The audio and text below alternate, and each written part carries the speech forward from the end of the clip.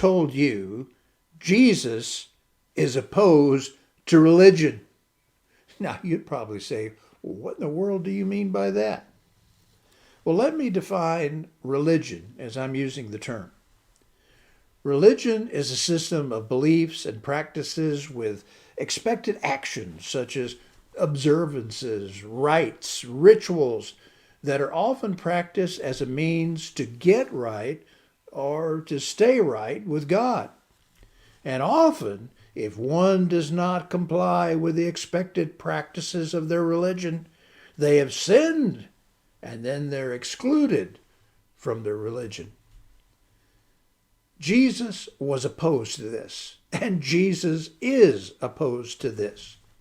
Now, to show you what I mean, let's take a look at John chapter 2, verses 13 through 22, which is the story of Jesus cleansing the temple. So let's look at John chapter 2, and first of all, let's just read verses 13 and 14. John chapter 2, verse 13. When it was almost time for the Jewish Passover, Jesus went up to Jerusalem. You always go up to Jerusalem. Jerusalem's on a hill, and if you know your Jewish cosmology, where do you go to meet God? You go up on a hill. So you always go up to Jerusalem no matter what direction you're coming from. So when it was almost time for the Jewish Passover, Jesus went up to Jerusalem. In the temple courts, he found people selling cattle, sheep, and doves, and others sitting at tables exchanging money. Now, to better understand what all is going on here in these verses, let's get some background, first of all, on the Jewish Passover. The Passover festival occurs in the spring of the year, and it lasts for a week. It was one of the three great pilgrimage festivals of ancient Israel, and by pilgrimage it meant that 3 times in a year shall all your males appear before me, and that meant for the Jews in the days of Jesus traveling to Jerusalem, if at all possible, and it wasn't possible for a lot of Jewish folks scattered throughout the Roman Empire, but if it were possible, you were to travel to Jerusalem 3 times, 3 seasons in the year to worship at the temple. And the one in the spring was called the Passover festival. This Passover festival drew many hundreds of thousands of pilgrims. And if you can believe Josephus and some of the other historians of the period, millions of people. Now that seems somewhat exaggerated, but let's go on the safe side and just say hundreds of thousands of pilgrims descended on the city of Jerusalem for the feast of Passover. And they all came from all over the Roman Empire to worship at the temple at this very important feast. Now, the Passover festival commemorated God's saving of ancient Israel from bondage in the land of Egypt. And the festival included also 7 days of unleavened bread. Now, if you don't know what unleavened bread is, leaven is the stuff, the yeast, baking soda, baking powder that makes bread rise. And if you remember, the Israelites had to leave Egypt so quickly they didn't have time to let their bread rise. And so they began celebrating this annual festival of unleavened bread. Now, not only did the bread have to be unleavened, but they had to cleanse their homes and cleanse even their lives, you might say, from leaven, because leaven came to be, about the time of Jesus, a representation of corruption and of uncleanness and of evil. So the festival lasted for 7 days. All leaven had to be put out of homes and dwellings and out of people's lives. And let's keep that symbolism in mind. Now, why did John call it the Passover of the Jews? Well, John was a Jew. Why did he refer to it that way? In the 4th gospel, the expression, the plural expression, the Jews, occurs around 70 times. John, generally speaking, does not use this term to refer to the Jewish people as a whole. Rather, For John, the Jews primarily means the religious leaders in Jesus' day. Religious leaders. Keep that in mind. There's that word religion again. The religious leaders in Jesus' day who were Jesus' opponents. So the Jews meant opponents of Jesus, and in particular, the Jewish religious leaders in the city of Jerusalem. Now, his other use of the term the Jews refers to customs of the Jews. Now, the fourth gospel was probably written towards the end of the first century and circulated throughout Asia. And by that time, in that region, almost all Christians were Gentiles. And they had never attended synagogue and did not know a lot of the particulars about the Jewish religion, particularly all the traditions and the laws and the rules that had come down through the Pharisees and through the priests and so forth. So John wants to make it clear to his readers what he's talking about here. This is the Passover festival, the one of the Jews, the festival of the Jews. Now, the Pharisees and Sadducees, or the priests, had added traditions. In fact, one we're going to read about was the temple tax, where every male had to appear once a year at the temple and pay your tax. And so that was a part of the tradition of the Passover that had been added to it. And there were various other customs as well. So for John, this is the Passover of the Jews, and he makes that clear to his readers. In our story today, John explains to his readers that this is a pilgrimage festival of the Jews, and that explains why Jesus had to leave Galilee and end up in the city of Jerusalem. All right, let's go back to our text for today. We read, when it was almost time for the Jewish Passover, Jesus went up to Jerusalem. In the temple courts, the word there, hieron, it doesn't mean the sanctuary, the naos, the place where the Holy of Holies and the holy place and where only Levites and priests could go. This was the general court area on the top of what was called the Temple Mount, enclosed by walls on four sides.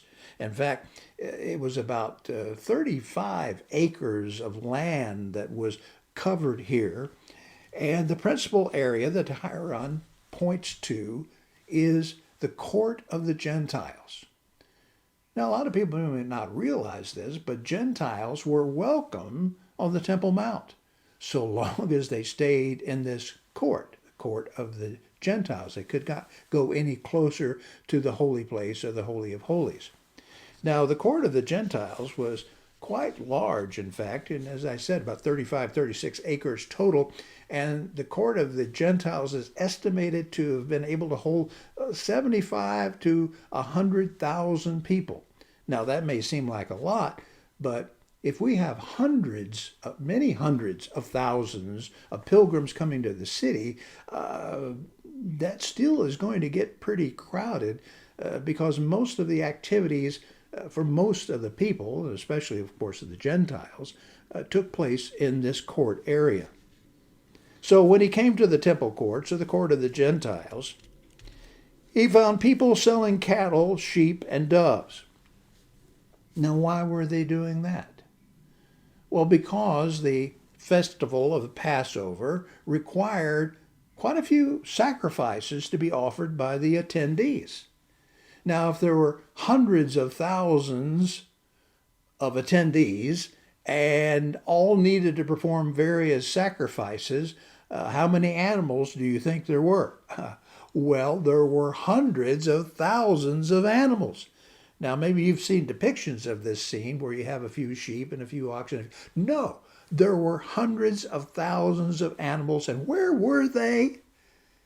They were kept in the court of the Gentiles. Now, if you're a Gentile trying to come up to worship the God of Israel, and you go into the court of the Gentiles to worship, maybe to have a class with a rabbi, to receive some instruction, where do you go? There are animals everywhere. And when there are animals everywhere, you know what else there is everywhere. So there's noise, there are odors, there are animals. And here these people are coming to try to worship. And it's a zoo. It's a huge, overpacked, overpopulated zoo. So he found people selling cattle, sheep, and doves. Now you might say, why were those animals allowed on the temple grounds? Traditionally, they were not. However, when the high priest's family, Caiaphas and his, I believe his father-in-law, Annas, when they bought their way into the high priesthood from the Roman authorities, they also, guess what, controlled the animal market in Jerusalem. So what a clever idea for the festivals to boost sales. Let's bring the animals into the temple courts and sell them there. And since the law requires these sacrifices, and the law requires that they be without blemish, if anybody brings their own animal, we're just going to have to inspect it. And you know what? I'm pretty sure it's going to be blemished, and they'll need to buy one of ours. So the high priest's family made quite a bit of money off the sale of these sacrificial animals to the hundreds of thousands of pilgrims who came for the Feast of Passover. So here they all are. Now, on the one hand, they're providing a service. That is, the people had to have sacrificial animals. And if you're coming from Egypt or some remote area, it's sure nice to be able to get there and just buy your animal right there and have it offered as a sacrifice. So it's a service on the one hand, and yet it should not have been in the court of the Gentiles, and there seems to be some money grubbing going on here somewhere behind the scenes. So in the temple courts, he found people selling cattle and sheep and doves, and others sitting at tables exchanging money. In other words, small coin dealers is the literal term there, but they change money. Now, if you've ever traveled internationally, you know that when you arrive at an airport, there are always money exchanges, and you may take the currency of your country and exchange it for the currency of the country that you're visiting. Well, this was similar to that.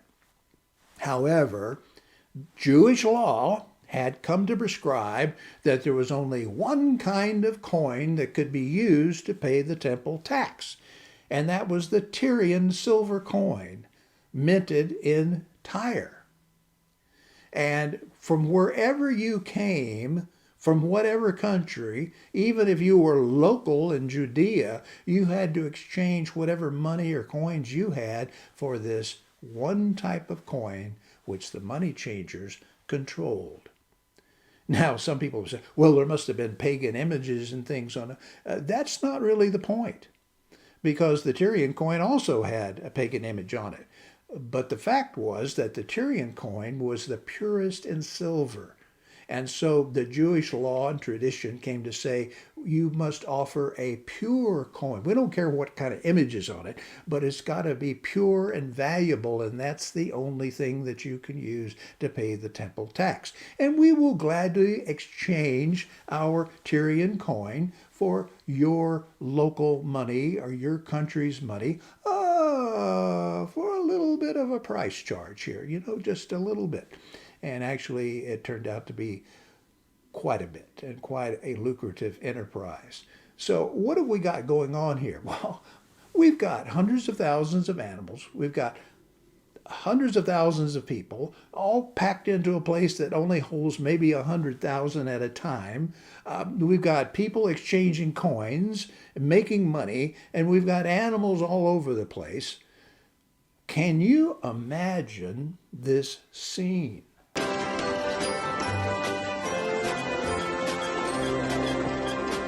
What are they doing to the church? We're rebranding it. The old church was skewing pious. We prefer a faith-based emporium teeming with impulse buy items. I feel like I want to throw up. Then my work is done.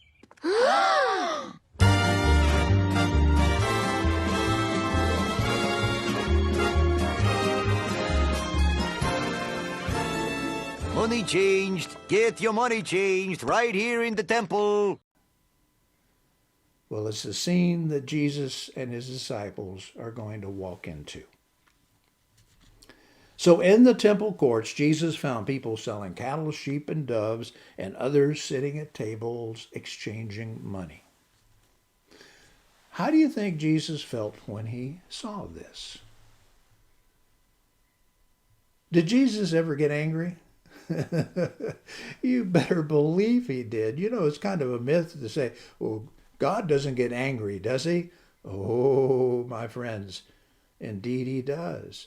Did Jesus ever get angry? Oh, he got boiling hot angry. And what some people miss the point of, it's not wrong to be angry. In fact, sometimes it is very righteous to be angry. And as the Apostle Paul said, be you angry and sin not. Don't sin, don't do something wrong. But there is a just and righteous anger. And when Jesus saw this scene in the temple court, his blood boiled. We might say in the vernacular, he blew his stack. And he was angry. So what did he do? Verse 15. So Jesus made, the Greek here says, a kind of whip out of cords or rushes. So whether he took the ropes that were used to guide the animals around, which often were made out of linen or other rushes or whatever, but he fashioned whips. And he went after people. Oh, some say, oh, he only went after the animals. No, my friends. If you read the Greek carefully, he drove out the money changers and the sellers of the animals with the whips as well as the animals. Now, if you can imagine the number of salespeople and the number of animals and pilgrims in the court of the Gentiles at any one given time, and Jesus driving them out, wow, there was something about him and his actions that made the whole group stampede and get out of there. So he made a whip, and he drove all. That means all the money changers, all the animal salespeople, and all the animals. He drove them all from the temple courts, both sheep and cattle. He scattered the coins of the money changers. Now, can you imagine that scene? Coins going everywhere. You don't think anybody went after those coins? What mayhem, what chaos, what a situation here. So he overturned the money changers' tables, and their coins went everywhere. And to those who sold doves for the poor people, he said, get these out of here. Stop turning my Father's house into a market. Or as the Greek says, stop turning my Father's house into a house of commerce. And a play on house. It's the house of my Father's house. And you're turning it into some other kind of house, a house of commerce, a marketplace. That's not what it's supposed to be. It's a place where you come and worship God, not sell animals and exchange money. He was angry. And after all, it was his Father's house. They were trespassing. It was his Father's house. He drove them out. He had every right to do so. They were trespassing in his Father's house. And by saying that, also, Jesus shows the intimate relationship he had with God, his Father. And this is his house. You're here to worship him. And look at what's going on. The Gentiles can't worship. There's no room. The place is full of animals. So he drove them out and said, stop turning my Father's house into a market. Now, verse 17 is an insert. His disciples remembered. Afterwards, looking back, reflecting on this scene, remembered that it is written, zeal, white hot anger, zeal for your house will consume me. And that's a quote from Psalm 69, verse 9, which is used quite a bit in Christian literature. Zeal for your house will consume me. Psalm 69, verse 9. Let's look at verse 18. The Jews, the Jewish religious leaders, what commonly called the Sanhedrin, the Jewish council, the Jewish ruling body of religious leaders in Jerusalem, the Jewish religious leaders then responded to him. What sign can you show us to prove your authority to do all of this? Now, what's interesting to note is they didn't say you're wrong. They didn't deny his actions were correct and true and right, that he had the rightness of his claims were false. No, all they could say is, okay, well, by what authority are you doing this? Now, a little bit of the behind the scenes is that when Caiaphas and the high priest family brought all these animals in to make a profit for their family off of, not everybody in the Sanhedrin liked it. In fact, a lot of his fellow members of the Sanhedrin objected, but they were overruled by the high priest. So it was not so much that they were opposed to Jesus' actions per se, as they wanted to know what gave him the authority and what gave him the right to do that. He said, Jesus, who do you think you are? What, you think you're the Messiah? Because there were a number of scriptures in the Old Testament that pointed that when Messiah comes, he will cleanse the temple. He will drive out the traitors, Zechariah 14. So, Jesus, who do you think you are? What do? You think you're the Messiah or something? Is that what gives you the right to do this? Verse 19, Jesus answered them, destroy this temple and I will raise it up in 3 days. With apologies to Bill Engvall, the comedian, here's your sign. Here's your sign. I'll give you a sign. I'll tell you by what authority I do this. If you destroy this temple. Now, what they didn't understand was Jesus was referring to his own body as the true temple, not this stone building, but me, my body. My body is where God dwells. And if you destroy this temple, I will raise it up again in 3 days. Now here he has reference to the resurrection. So this is interesting. The sign he gives them is, you go ahead, you destroy this temple, meaning his body, and I will raise it up again in 3 days. Now, the Jewish religious leaders take his words literally, and they think that he's talking about the temple building. And why wouldn't they? So verse 20, they reply, it has taken 46 years to build this temple. And what they meant by that was to this point, because it still wasn't finished, but a lot of it had been done. So it took 46 years to build this temple so far. And if it's destroyed, you're going to raise it up in 3 days? What in the world are you talking about? John tells us, verse 21, but the temple he had spoken of was his body. The temple is where God dwells, where the Shekinah glory of God is, where God is present with his people. And Jesus is telling them, it's not that stone building over there. It's this body right here. This is where God dwells. And where do you go to worship? You've been going to a stone building. You've been coming to a courtyard filled with animals and money changers. You need to come to me. If you want to worship the God in truth and spirit, as God has commanded you to do, you better come to me, because I am the temple, the true temple of God, the place where all worship begins. Jesus would say, is right here with me. They didn't have a clue. They didn't get it.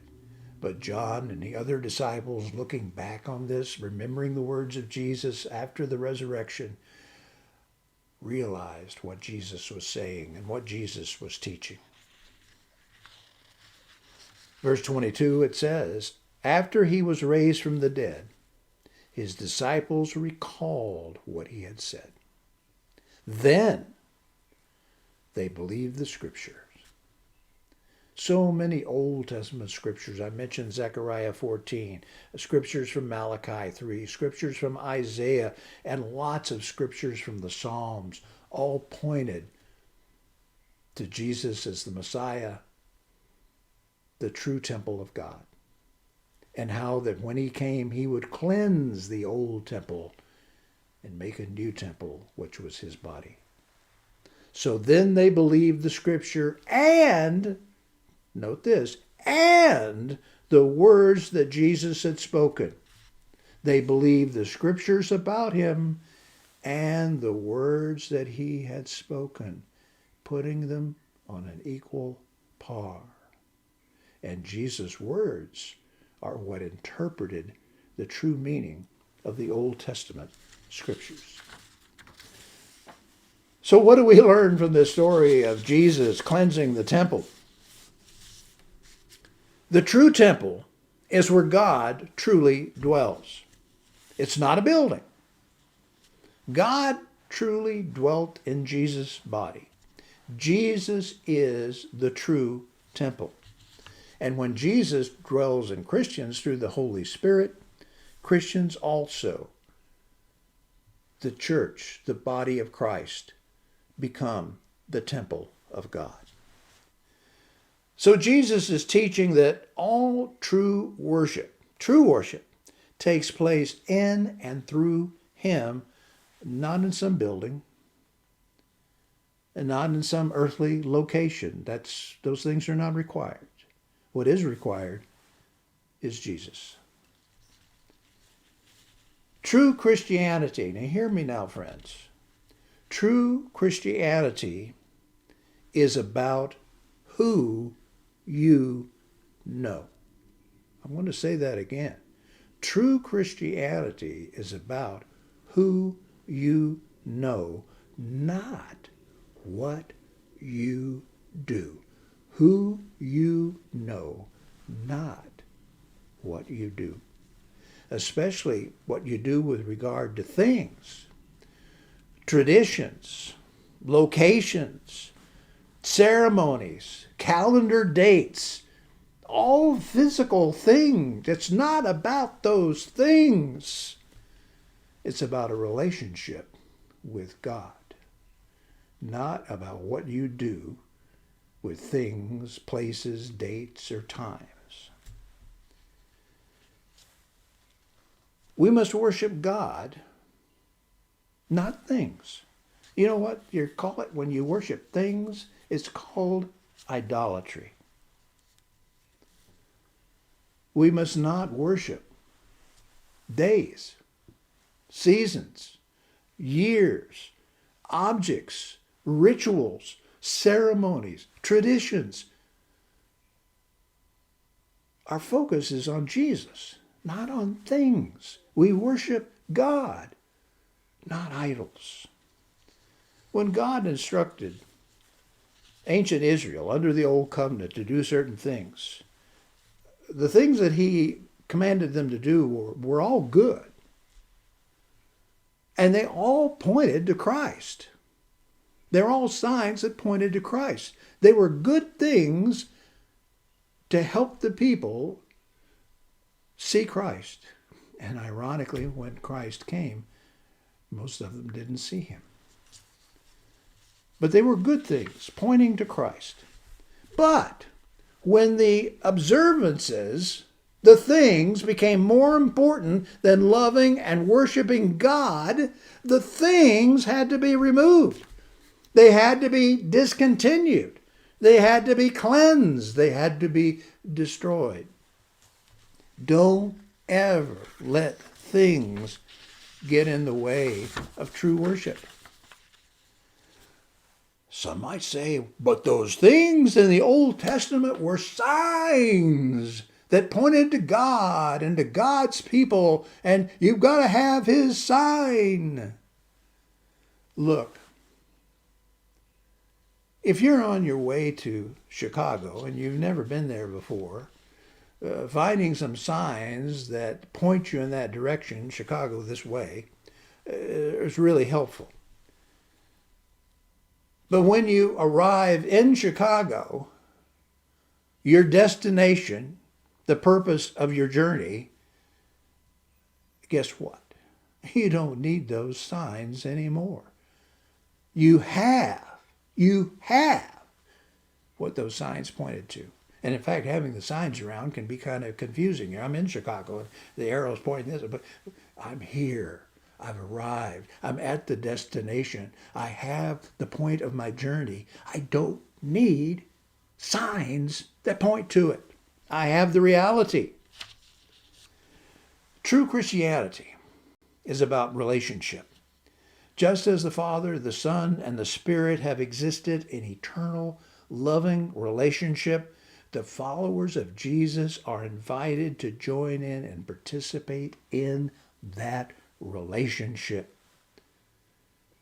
Now, don't get me wrong. Celebrations, traditions, ceremonies can be all right when they enhance the worship of God and our relationship with Him and focus our attention on Jesus.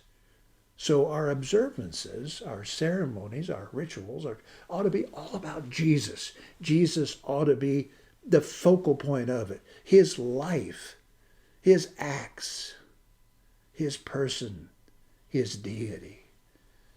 Whatever we do must focus on Jesus and be about Him. And if it doesn't, it serves a useless purpose. It's an idol, and we need to get rid of it.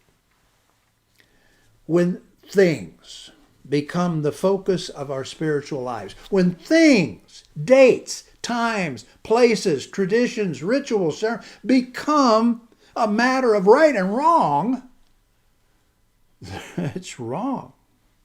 And when not doing them is a sin and causes one perhaps even to get excluded from the fellowship and relationship with other believers because they didn't do something or keep some day or do some ceremony, then those things actually are blocking and interfering with true worship and with relationship with God and with one another. And those things have become idols, and they need to be cleansed out of the way. Jesus did not and does not like religion. It is not like superficiality and concern with things that actually interfere with true worship. We must worship God in truth and in spirit and in relationship with Him. So I say to us all, sisters, brothers, friends, let's cleanse the superficiality and idolatry out of our churches and out of our lives, and let us come to worship in the true temple. Let us come to the temple, the body of Jesus. Let us come to Jesus and let us worship Him. Worship the Father through the Son in the Spirit, in relationship with God and in relationship with one another. It's not about things. It's not about what you do. It's about who you know. And we know Jesus. And that is the true worship. In His name, amen.